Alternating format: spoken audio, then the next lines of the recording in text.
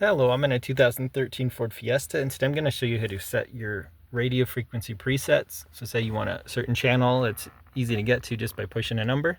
So first we'll start the vehicle and then wait just a few moments for everything to load.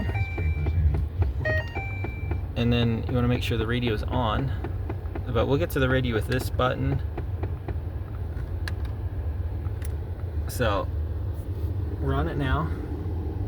And then to go between stations, you just use the scan option here till you get to the radio station you want.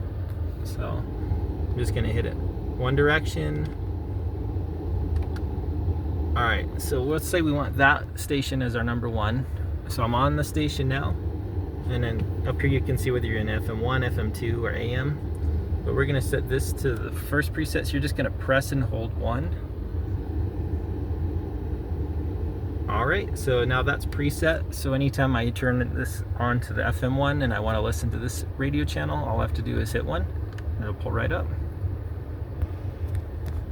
I hope that was helpful for you today.